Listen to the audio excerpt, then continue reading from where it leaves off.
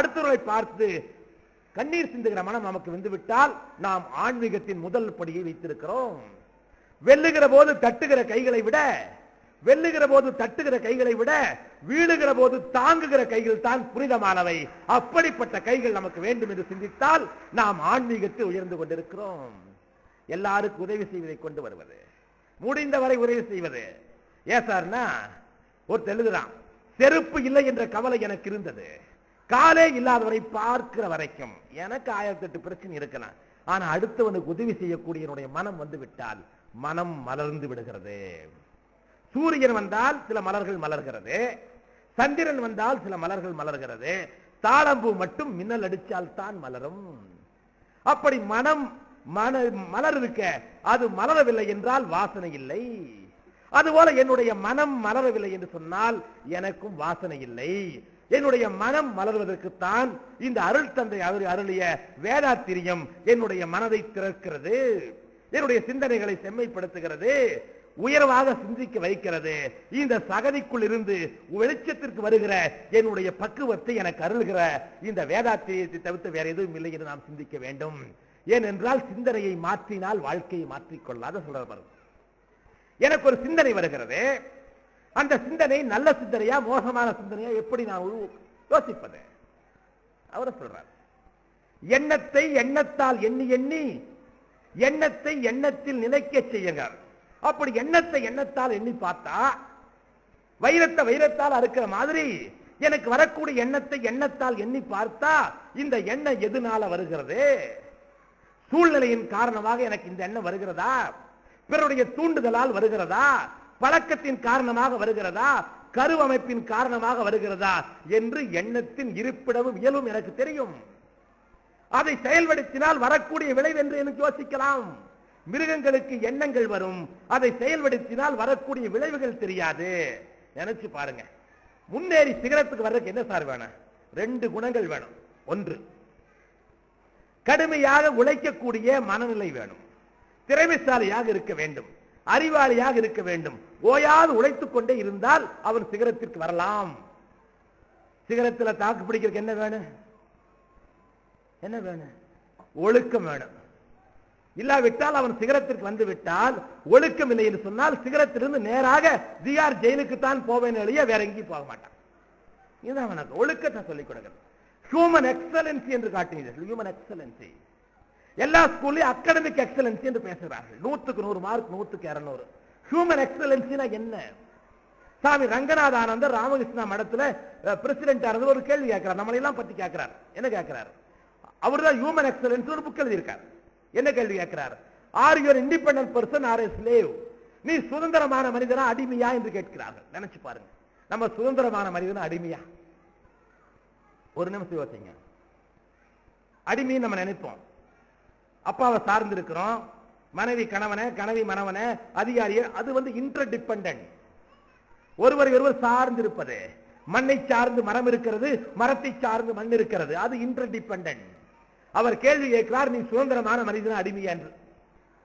நாம் சுதந்திர தேசத்தில் வாழ்வதால் மட்டும் நாம் சுதந்திரமான மனிதர்கள் என்று சொல்ல முடியாது. அடுத்த கேள்வி போடுறாரு பாருங்க. என்ன கேள்வி போடுறாரு?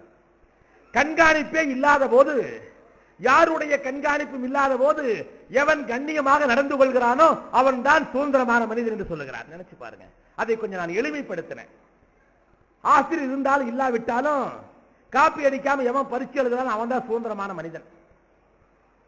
மேலதிகாரி இருந்தாலும் இல்லாவிட்டாலும் தன்னுடைய கடமைகள் எவன் சீரும் சிறப்புமாக செய்கிறானோ அவன் தான் சுதந்திரமான மனிதன். போலீஸ் இருந்தாலும் இல்லாவிட்டாலும் traffic rules and regulation follow பண்ணி எவன் ஓட்டுறானோ அவன் தான் சுதந்திரமான மனிதன். சொல்லுங்க, எத்தனை பேர் சுதந்திரமான மனிதன்? படிக்காதவன் ரயில்ல திருடுறான், படிச்சவன் ரயிலே திருடுறான். ஏனென்றால் அவன் மனம் பக்குவப்படவில்லை, அவனுக்கு திருடுவதற்கு வசதி இருக்கிறது, திருடுகிறான். இப்படி எல்லாம் இருந்தால் இந்த மனம் எப்படி வாழப்போம்? இது ஒரு வாழ்க்கையா? சாதாரண வாழ்க்கை வாழக்கூடாது. ஏனென்றால் வாழ்வது ஒரு முறை, வாழ்த்தட்டும் தலைமுறை என்று வாழ வேண்டும். நம்மோடு வாழுகிற சமுதாயம் வாழ்த்த வேண்டும், வருகிற சமுதாயம் நம்மை வணங்க வேண்டும். இந்த 12வது ஆண்டு விழாவில் ஒரு தீர்மானத்தை நாம் எடுத்துக்கொள்ள வேண்டும்.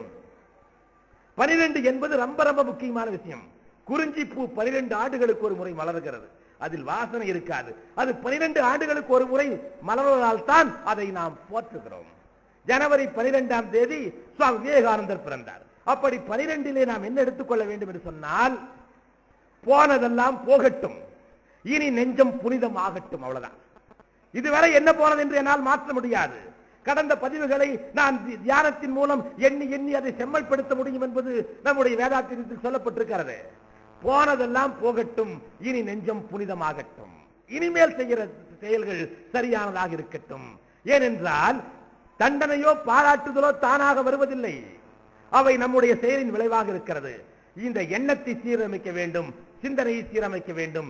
எப்படி என்று கேட்டால், கரும்பு தோட்டத்தில் முளைக்கின்ற நெல் கூட களைதான். கரும்பு தோட்டத்தில் முளைக்கின்ற நெல் கூட களைதான். கரும்பு நல்லது, நெல்லும் நல்லது. கரும்புக்குள்ள நெல் வந்தா அது களை. அதுபோல என்னுடைய லட்சியத்திற்கு, என்னுடைய வாழ்க்கை நெறிமுறைக்கு, என்னுடைய கொள்கை நெறிமுறைக்கு, நான் பின்பற்றுகிற கொள்கை நெறிமுறைக்கு முரண்பாடான எண்ணம் வந்தால் அதன் மூலமாக கோடி கோடியாக எனக்கு சேர்ந்தாலும் சரி, அது கலைதான். அதை நான் உள்ளே விட மாட்டேன். ஏனென்றால் உள்ளத்தில் உண்மை ஒளி உண்டானால் வாக்கினிலே தெளிவுண்டாகும். இந்த மனித வாழ்க்கையை பயன்படுத்திக் கொண்டு எப்படி மகிழ்ச்சியாக வாழ்வது, எப்படி சந்தோஷமாக வாழ்வது என்பதை சிந்தித்து பார்க்க வேண்டும். அன்பர்களே, இந்த நேரத்தில் ஒரு சம்பவத்தை நான் சொல்ல வேண்டும். எங்களுடைய குருநாதர் அவர் சச்சிதானந்த மகராஜ் அவர்கள் இவருடைய ஆண்டு விழாவிற்கு வந்துவிட்டு போகிற பொழுதுதான் அவர் முக்தி அடைகிறார்.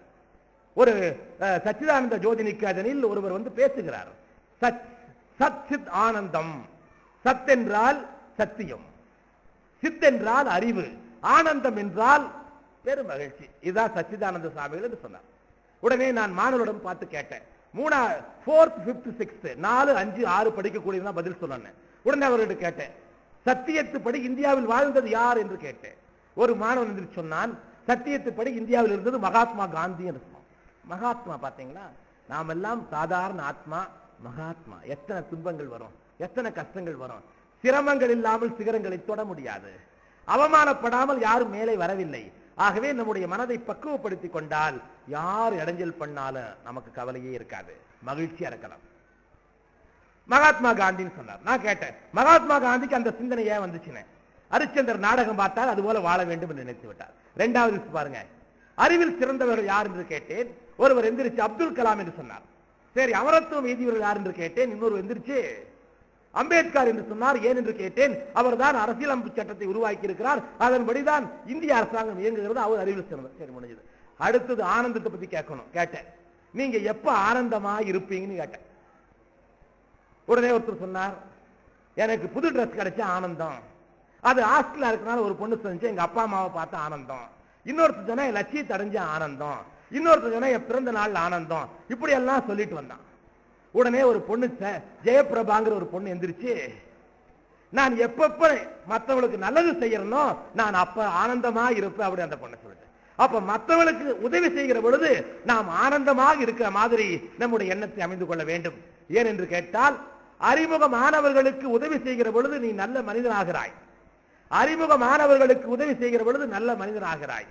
ஆனால் அறிமுகமே இல்லாதவர்களுக்கு உதவுகிற பொழுது நீயே இறைவனாகிறாய். அறிமுகம் இல்லாதவர்களுக்கு உதவி செஞ்சா இறைவன். நம்ம ஒரு பக்கம் சிக்கல சிக்கி இருக்கிறோம், ஒருத்தர் வந்து உதவி செஞ்ச என்ன சொல்றோம், கடவுள் மாதிரி வந்து காப்பாத்துறாரு சொன்னோம். அப்ப நாம் கடவுளா எப்படி ஆவது நினைச்சு பாருங்க. நாம் வாழுகிறோம், நான் இவ்வளவு வருடம் வாழ்ந்து விட்டேன், எனக்கு ஒழுங்காக சாப்பிடுவதற்கு கூட தெரியாது. அப்ப எப்படி வாழ முடியும்? என்ன சார் அப்படியான்னு கேட்கறீங்களா? பாருங்களேன், நினைச்சு பாருங்க. ஒரே ஒரு உதாரணம் சொல்றேன். சாப்பாடு சாப்பிடுறேன், அந்த அரிசி எங்கிருந்து வந்துச்சு, அந்த நெல் எங்கிருந்து வந்துச்சு?